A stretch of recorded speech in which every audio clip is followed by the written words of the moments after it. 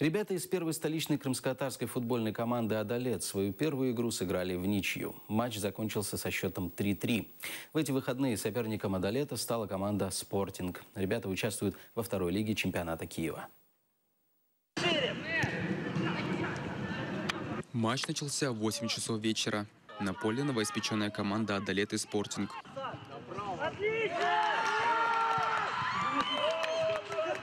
Нервная игра. На 20-й минуте матча игроки «Адалета» открыли счет. Но уже через 5 минут забили второй мяч в ворота «Спортинга».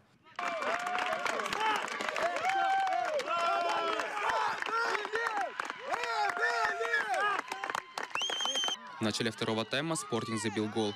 Но быстрый ответ от «Адалета» и счет уже 3-1. До конца матча остается больше 6 минут. Команда «Спортинга» забивает второй гол в ворота «Адалета». Уже в дополнительное время «Спортингу» удается забить третий мяч. Звучит финальный свисток.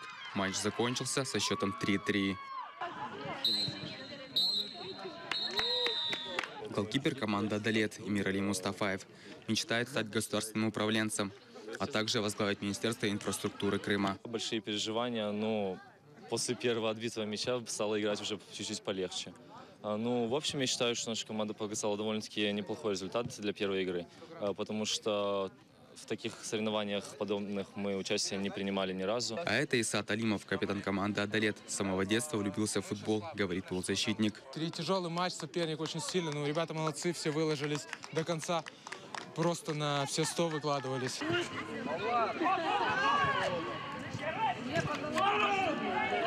Большие шансы закончить игру с выигрышем. Но ребята где-то немного под конец расслабились. Расслабленность это отразилась на игре. Ребята из команды «Адалет» сыграли свою первую игру в чемпионате. Сейчас же сезон еще впереди. Алим Абдулхаиров, Олег Казыкин, Заман, АТР.